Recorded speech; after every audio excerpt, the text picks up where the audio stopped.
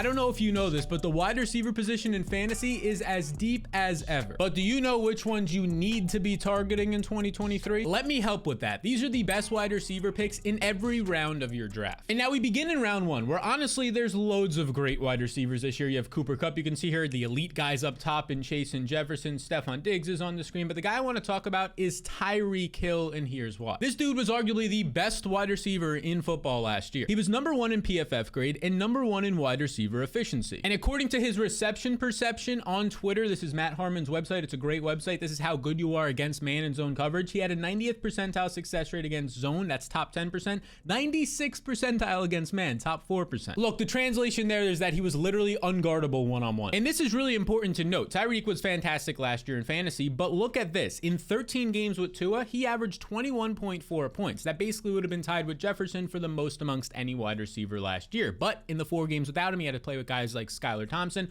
only averaged 15.7. Still like a top 12 receiver, but that is the difference here. Tyreek was basically the wide receiver 1 last year when Tua was healthy, and now Tua is healthy entering this year. Now, one concern you might have is this thing right here, his age. He's 29 and a half years old or so, right around that 30-year-old wide receiver age cliff for their production. But I'm honestly not concerned about this based on the type of player he is. A fast wide receiver, doesn't take a lot of contact. He was great last year in terms of efficiency, and look at this. He's still unguardable according to reports in camp and joint practices. So now we move to round 2, where all offseason I've really been high on Amon-Ra St. Brown for a lot of reasons, but in this video we're going to talk about Davante Adams, who I have ranked higher than Amon-Ra, and Adams, yeah, he somehow goes in round 2, the middle of round 2 now. Let's begin with what Adams did just a year ago. He ranked 2nd in wide receiver targets and 6th in efficiency. And look, like Tyreek Hill, Adams is turning, he already is 30, going to be turning 31, and I'm not concerned with this because he was so efficient and dynamic last year. There was no signs of a drop-off. Now, a lot of people are concerned because of this right here. He loses Derek Carr, who he played with in college. They had good chemistry, they were friends, and now it's Jimmy G there, who's been dealing with some sort of injury issues, but he has been cleared. And a lot of people are saying, well, Jimmy can't throw consistently deep, make the difficult throws. That's going to hurt Adams. But believe it or not, this right here, his yards per reception for Davante, yeah, last year it was a career high. He was being used more downfield with Derek Carr. But before that, it's always hovering around 12, 12.6, 11.9, 12, 12.5, 12,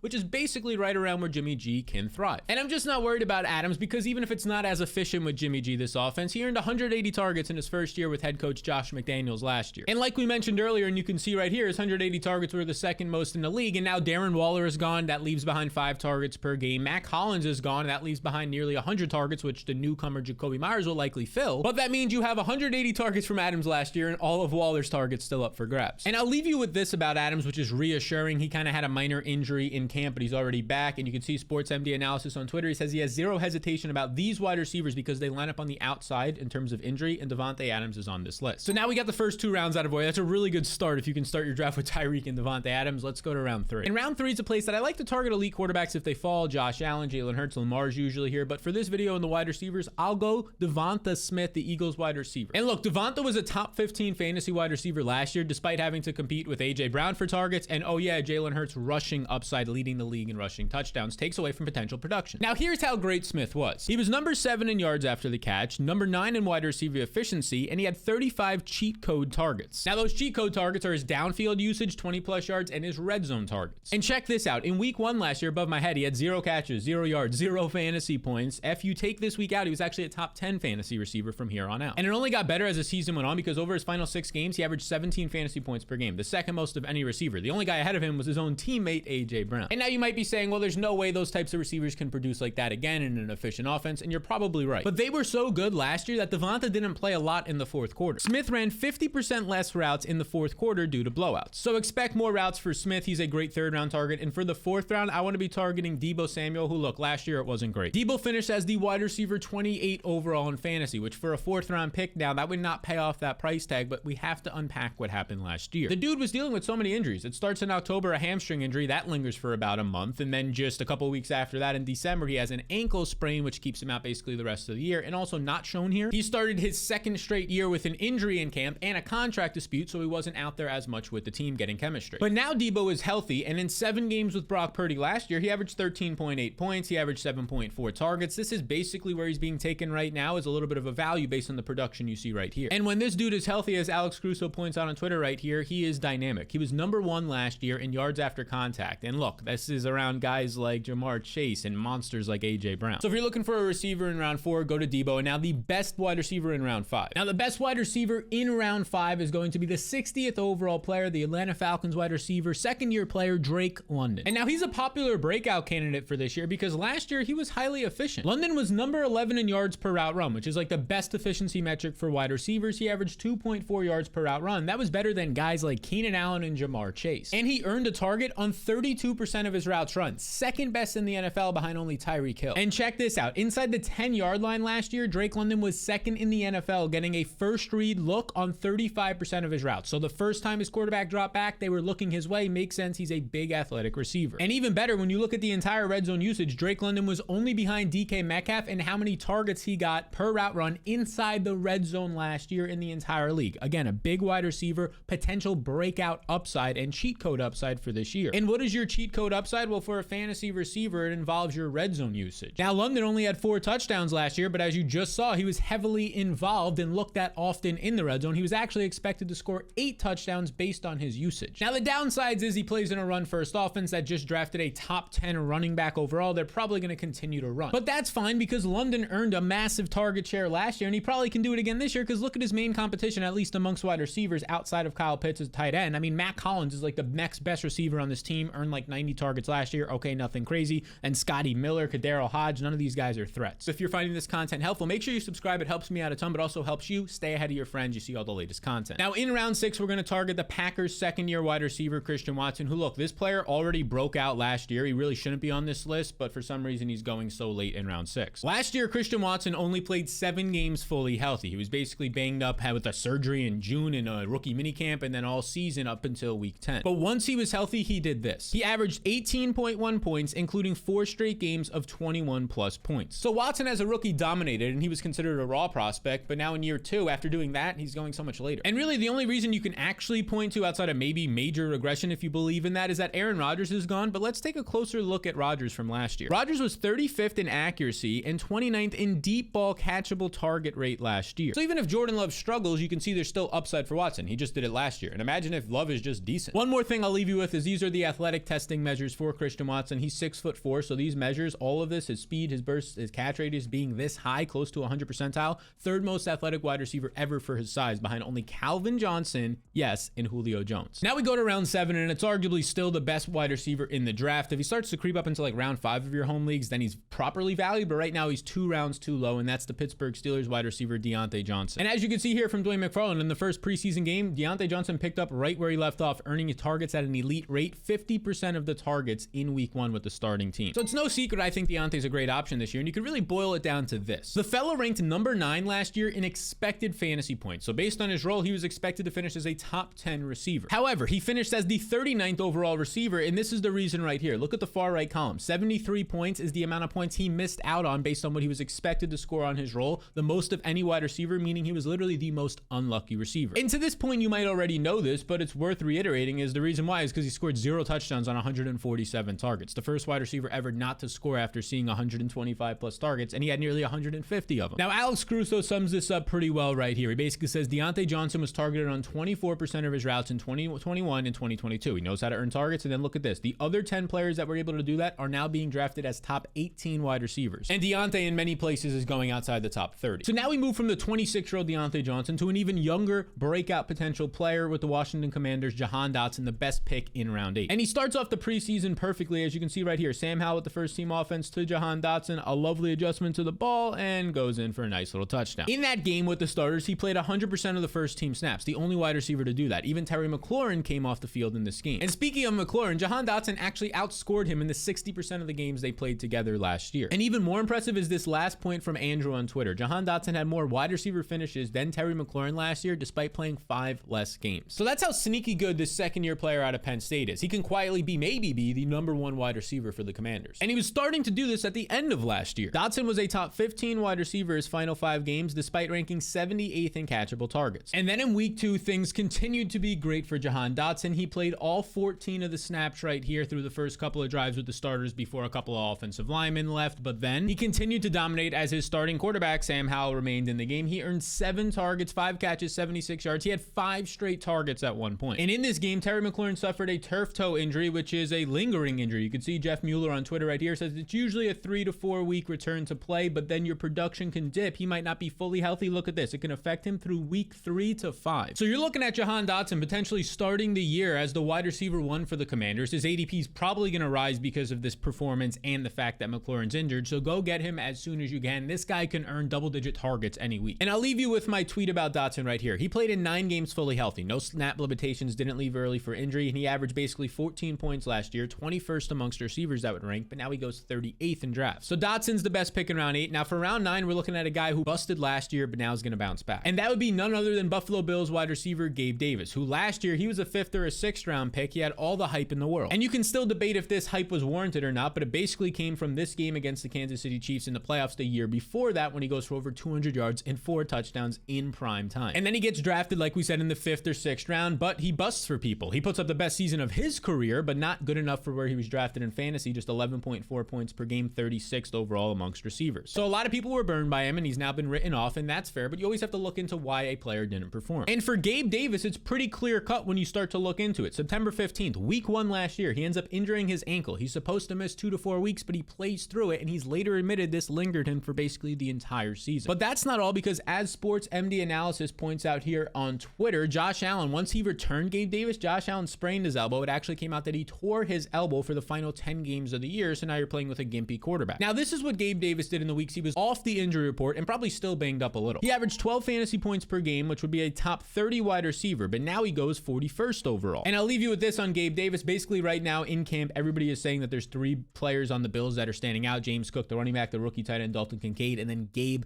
Davis, who is healthy and now has been catching just about every ball thrown his way. You can see right here. So you want Gabe Davis in round 9. He's the best pick, and you also want this next asset. And plain and simple, you've got drafts coming up, and if you actually want to win your draft and your league, schmack around your buddies, this fantasy blueprint is for you. Because the blueprint has all the tools and analysis you need to do just that. Win your league, you can see Gabe Davis, we just talked about. He's my 87th overall player. I'm 15 spots ahead of the market on him. Now, it's real simple to get the blueprint. You just click the link in the description below or scan the QR code on the screen and follow those 2 simple steps. Now, I want to make this accessible for every single person. So the blueprint's just $5 for the entire year, not just your draft, but weeks 1 through 17, you'll receive tools as well. And if you don't make your fantasy playoffs, I'll refund that $5 for you. That is our goal here. We're going to make sure you do. Otherwise, you get your $5 right back. So this is risk-free for everyone. So again, just scan the QR code on the screen or click the link in the description below to join the thousands of other people already using the blueprint for 2023. Now, in round 10, I want to target the brand new Browns wide receiver in Elijah Moore. We might finally get the breakout season for Elijah Moore in round 10. And in the first preseason game, we saw a lot of great stuff. You can see this video right here, but basically I'll explain it to you. Elijah Moore was in the backfield. He comes out of the backfield and catches a swing pass while being in motion. That's more creativity than ever before when he was with the Jets. And then basically just a few plays later, Elijah Moore is in the backfield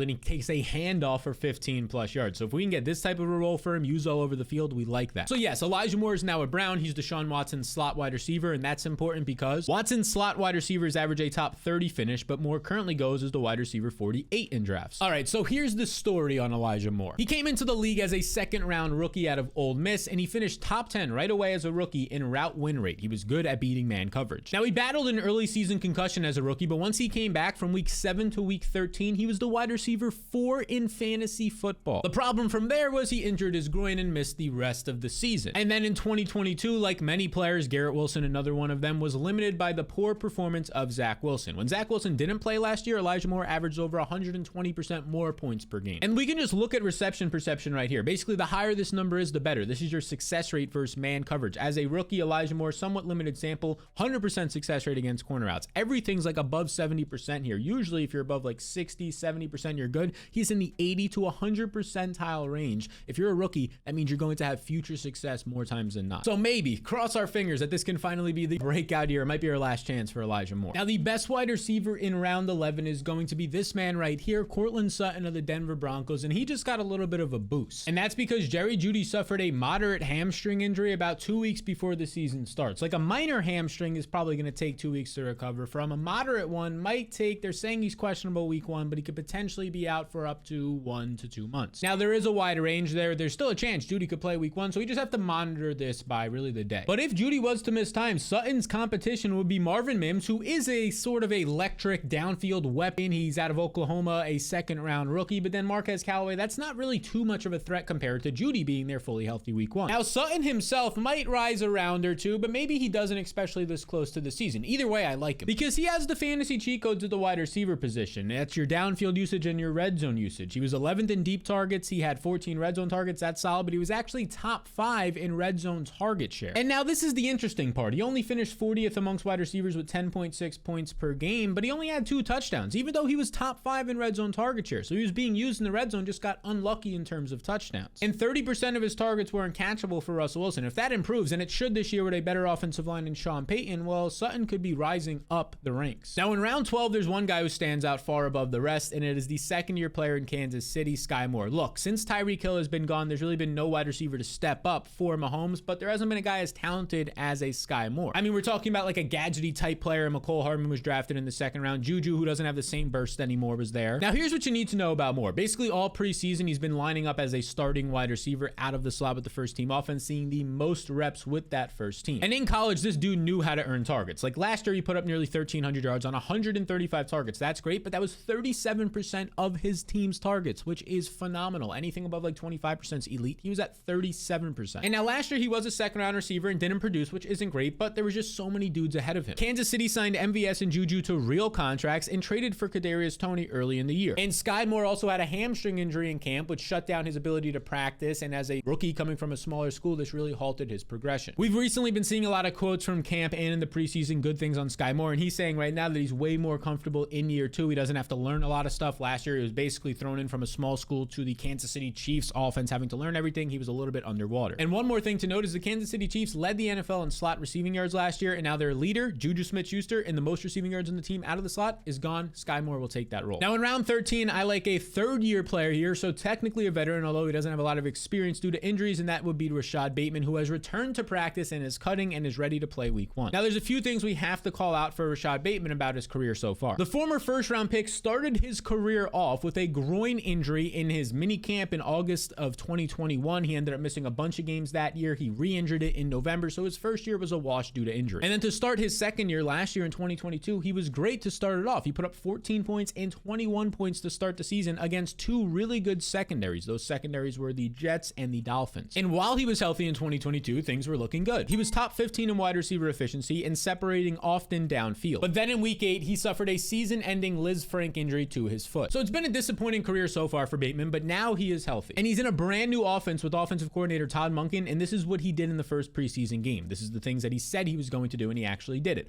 More 11 personnel, which means more 3 wide receiver sets on the field, so more snaps for Bateman, more passing in general, more shotgun, so again encourages passing, and tempo for favorable play calls. So tempo means you're going to run faster plays. In that first preseason game, Monken ran 11 personnel, 3 wide receivers on the field, 20% more than the Ravens did on average last year. And all the reports are saying that Monken right now is giving Lamar Jackson the opportunity to call some plays. He said he likes empowering his players, as you can see right here. And Lamar Jackson has been on record saying Rashod Bateman is his wide receiver 1 for sure. So if he's getting to call some plays, you can expect Bateman to be involved heavily. So Bateman's the best wide receiver option in round 13 because he has sneaky wide receiver 1 upside for that team. And another player who has this in round 14 is going to be Nico Collins, who quietly won this offseason because there's not a lot of threatening competition there. And look, before a bunch of people start to pop off, whether you're Houston fans or Dynasty people and you want to name all the players they added a lot of players. They added a veteran Robert Woods who did nothing last year. He's older. They added Nathaniel Dell, who looked good in the preseason, but again, he's only 165 pounds. I think he's a nice option, but not really a downfield threat. John Mechie is returning from cancer, but he is now a second-year player who didn't play in year 1. So I think there's a lot of opportunity here,